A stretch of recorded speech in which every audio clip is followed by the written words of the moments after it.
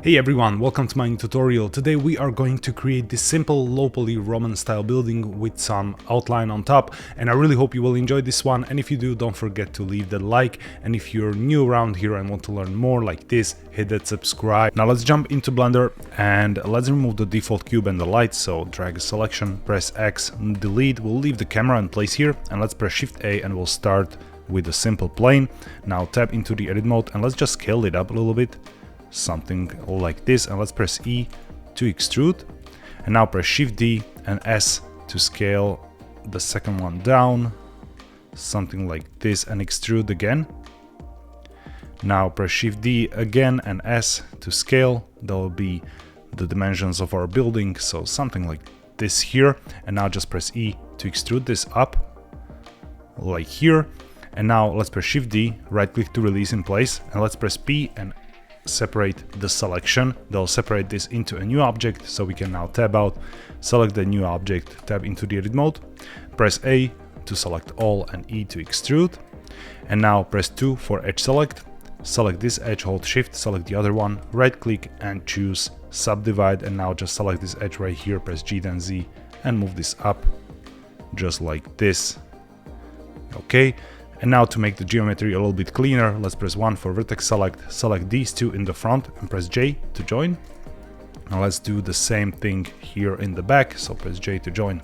Now let's make some adjustments here, so tab out, select this one right here, tab into the edit mode and press 3 for face select, select this face in the front, press G then Y and move it back here.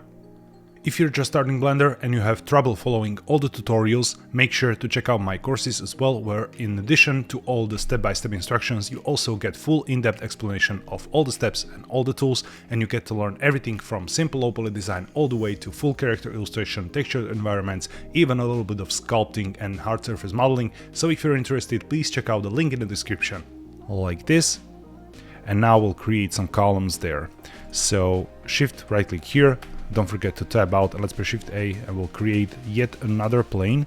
Tab into the edit mode and press S to scale it down somewhere like here will be enough, and press E to extrude. Now hold Shift S and snap cursor to select it.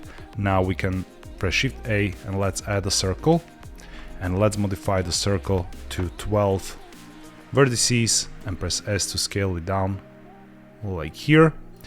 And now press F to fill and press G then Z and move it slightly down so it intersects, and I will explain a little bit later why. And now press E to extrude and press S to scale this up a little bit like this, and then E to extrude up. We can look from the front by pressing 1 on a numpad and press G then Z, move this slightly lower, and then S to scale it inside. Now maybe this is a little bit too wide, so press 3 for face select, alt click this loop, press S and scale it down as well, like this. Don't forget to intersect it. And now on top, let's duplicate this, so press Shift D, S to scale, and E to extrude up.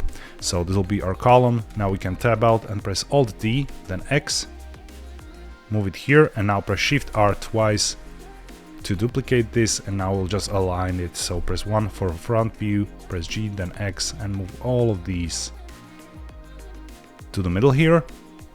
And now for the roof, that will be fairly easy, so let's hold Shift, right click here, let's press Shift A and let's add a cylinder. Now modify to 8 segments and confirm, tab into the edit mode, press S to scale it down and press R then Y and 90 to rotate 90 degrees, confirm with enter. And now let's make it a little bit longer, so S then X to scale it up here like this. Now we can enable X-ray view and just press 3 for face select and select these bottom 2 faces by holding Shift, press X and delete vertices, so they'll get rid of all of this, the bottom half of the cylinder. And now we can just press 2 for edge select, select this edge and press E then Y and extrude this to the side. And now we can press A to select all, Alt E and extrude along normals, and let's extrude it inside like this, and we can make it quite chunky just like that. Now just to make sure normals are correct, let's press A and Shift N to recalculate them. Now we can tab out and let's toggle the X-ray again, And now let's go ahead here in the snapping options, let's enable face project and align rotation to target. And now we can press G and hold Control to snap it on the side of the building here, and make sure you leave a little bit on top there. And now let's go ahead and in the modifiers panel, let's add array modifier and let's increase to number 4, and let's press S to scale this down a little bit, like this. And now let's add another array modifier, and here we'll modify this to 0 on X and 1 on Y axis, and just increase the count to something like this. And again, we can scale it down, and still we can press G, then hold Control and move it into place. Now let's tap into the edit mode. You can still see we have this one piece here. Press A to select all. Now press R then Y and just tilt it this way so they kind of start overlapping each other. And now we can press G then Z and move this up a little bit so it doesn't overlap with the roof on the bottom. And now here there are some gaps, and we can easily fix that by slightly adjusting the X factor here, making it a little bit smaller here. Okay, like that. And yeah, we can maybe make it larger and make less of them on Y-axis. Yeah, I think something like this will work nicely. So now let's just go ahead, let's collapse these and let's add a mirror modifier. Let's use the eyedropper tool to pick the building here. So we place it on the other side, and now let's select the building, tap into the edit mode and select this edge right here and hold Shift S and snap cursor to select it. Now we can tab out and let's press Shift A and we'll add a cylinder. Now let's tap into the edit mode, press S to scale it down like this, and R then X and rotate 90 degrees. Let's confirm and press S then Y and make it larger. And of course we can select the face in the back, so press 3 for face select, select this one and press S to make it smaller, and press G then Z and move it down a little bit like this.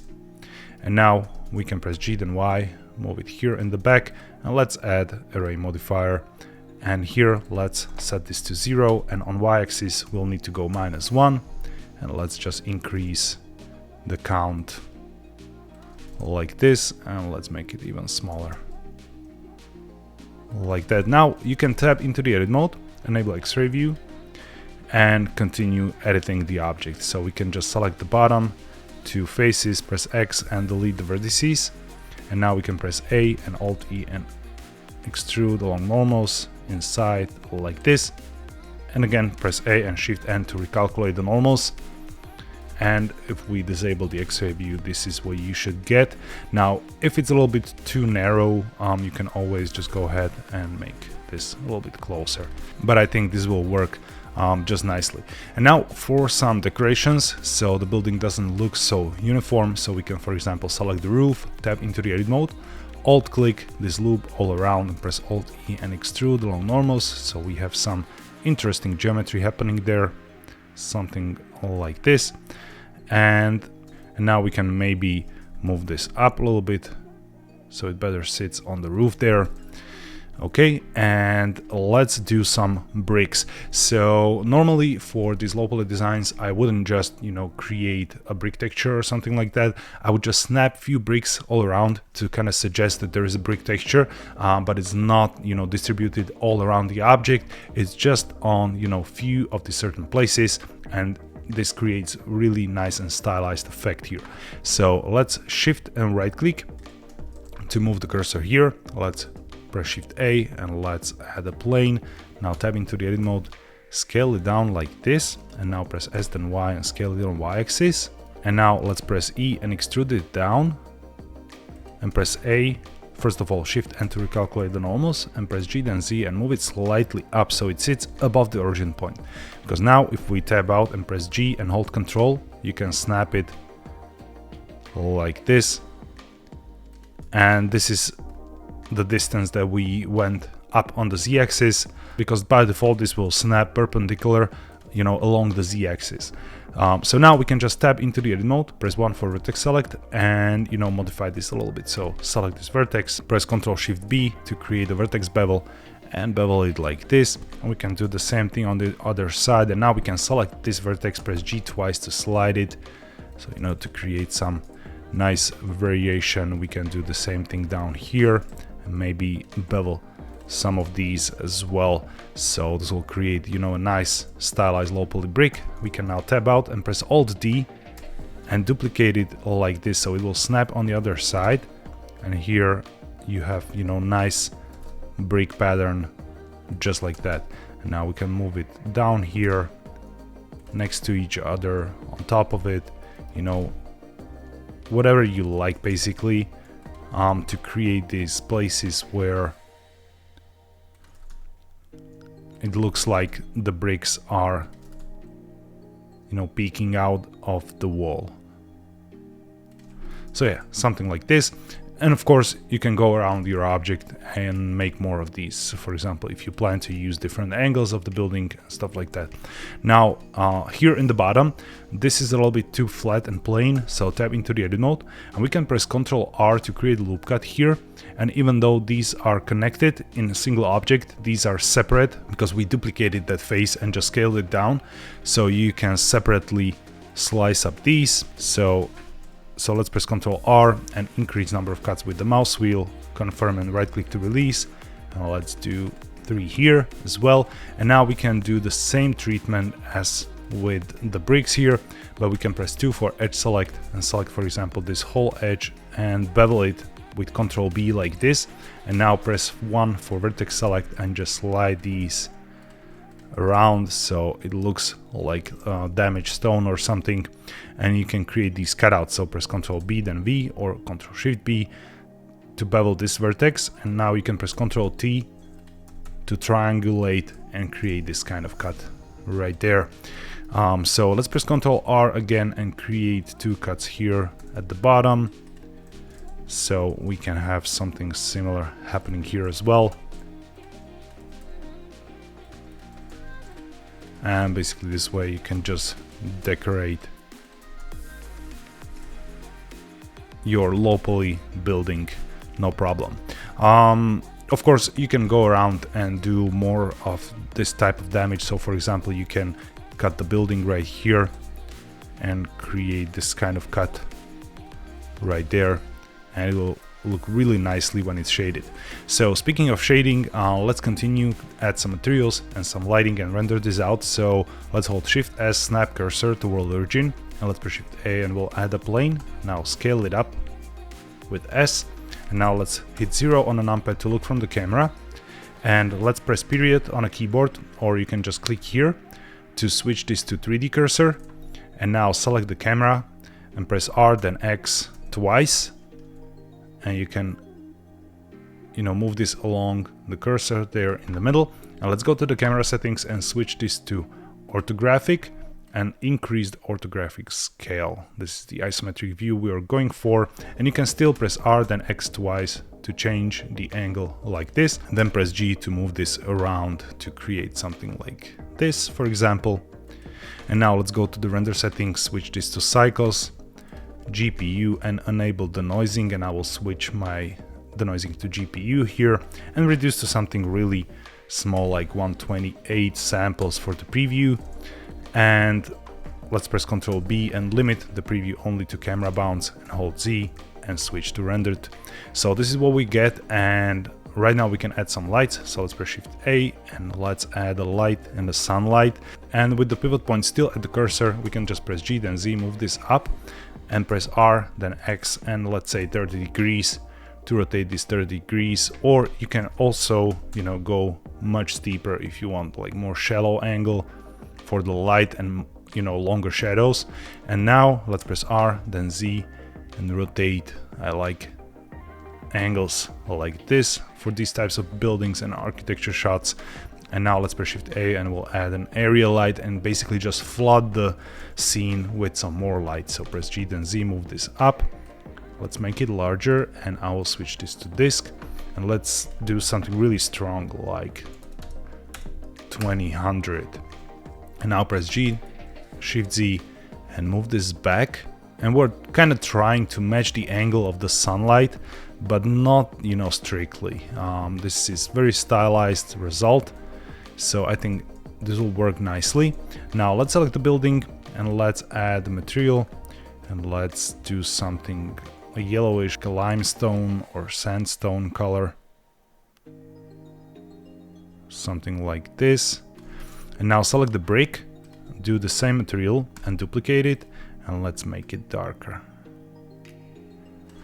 And we can do the darker material for the columns as well. And let's do the first one here. And for the roof, we'll do something like an orange or a red. Something like this. Don't forget this one. And now for the walls, let's go all the way with the roughness. And same for the second material. And for the background, I think we can leave it white, or, you know, create some darker background like this. And now let's play with some, you know, light colors. So let's make this really vibrant and orange, like it's a sunset or something.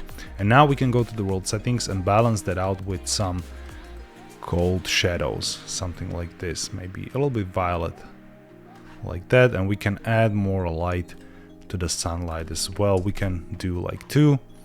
And finally, in the render settings, we can go to color management and switch this to higher contrast settings like medium high, and play with the exposure if it's a little bit too dark. So yeah, this is what we get here. Now let's play with some of those light colors even more. Let's go more with the orange. Okay, and let's bring it closer here, and maybe a little bit larger. Okay, I really like this. It will look nice and stylized, but to give this a little bit more fidelity, we can use some outline. It will look really nice with all of these like damaged parts on the stone. So you can either use the grease pencil outline, but for these very simple shots, I like to use the old school freestyle setting, and you can find it here in the render settings. Just enable freestyle here. And if you expand this, there are not a lot of options. Basically, there's line thickness of 1 pixel, and that's it basically. So first of all, let's modify this to something like 0.8, or you can go all the way to 0.5, depending on the scale of your scene. Then you can go here into the render layers or view layer, and if you scroll down, you get all of these different options for the freestyle. So you can exclude, for example, collections if you don't want to apply freestyle everywhere. You can change the color, you can change the style of the stroke, a lot of things you can do here. So, you know, go ahead, experiment with this. But for now, I will just go ahead and change the color here. So in the freestyle color, I will make it a little bit brighter and give this a little bit of that violet tone. Like this. So now if you go to rendering, this is the only disadvantage of the freestyle, that it happens on the render time, so you need to preview your render if you want to see the effect. So let's hit F12 and wait for the render to happen. We have low samples, so it should be pretty quick, and now it calculates the freestyle and adds the outline, and it really can look nice, especially for this kind of low poly architecture style renders. This is really something that will help make it stand out. So yeah, that's the isometric architecture shot for today. I really hope you enjoyed this one, and again, if you did, please leave that like, and if you want to learn more, hit that subscribe. Thank you all for watching, and have a wonderful day.